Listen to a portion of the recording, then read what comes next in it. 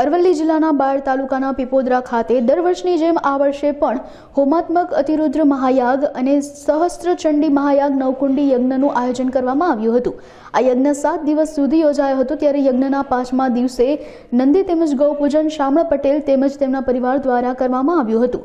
વિશેષમાં આ યજ્ઞ મંડપ વાંસથી બનાવવામાં આવ્યો હતો, જ્યારે યજ્ઞ મંડપની અંદર દેશી ગાયના છાણથી લીપણ કરાયું હતું, જેથી યજ્ઞનું વાતાવરણ શુદ્ધ રહે। આ સમગ્ર હોમાત્મક યજ્ઞનું આયોજન પીપોદરા ગામના અને સાબર ડેરી તેમજ અમૂલ ફેડરેશનના ચેરમેન શામળ પટેલ અને તેમના પરિવાર દ્વારા કરવામાં આવ્યું હતું।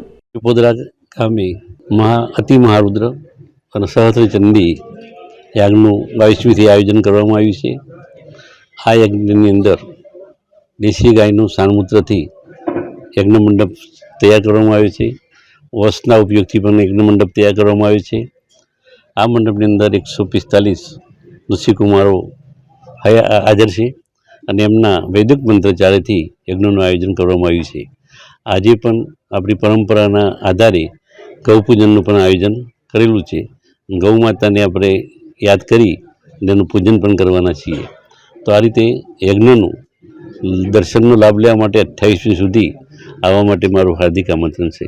રુદ્ર મહાયાગ તથા સહસ્ત્ર ચંડી મહાયાગ હોમાત્મક યજન તારીખ 22 ડિસેમ્બર 2024થી શરૂ કરી અને 28 ડિસેમ્બર 2024 સુધીમાં 145 બ્રાહ્મણો દ્વારા નવા પીપોદરાના શ્રી અમૂલ ફેડરેશન આણંદ તથા સાબર ડેરી ચેરમેન સાહેબ શ્રી શામળભાઈ બાલાભાઈ પટેલ પરિવારના આંગણે 145 વિદ્વાન ઋષિકુમારો ગુજરાત, રાજસ્થાન, સૌરાષ્ટ્રથી પધારેલા વિદ્વાન બ્રાહ્મણોના સાનિધ્યમાં શ્રી શાસ્ત્રી જલેશભાઈ ભટ્ટ એટલે કે મારા દ્વારા આ સંપૂર્ણ હોમાત્મક યજનનું આયોજન પીપોદરાના આંગણે થઈ રહ્યું છે અને સંપૂર્ણ યજ્ઞની અંદર આ યજ્ઞશાળાનું જે નિર્માણ છે એ દેશી ગાયના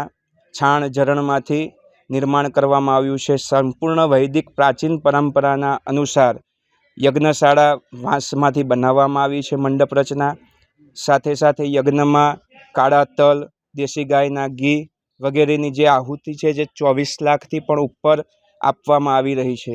આ યજ્ઞની પૂર્ણાહુતિ 28/12/2024ના દિવસે છે।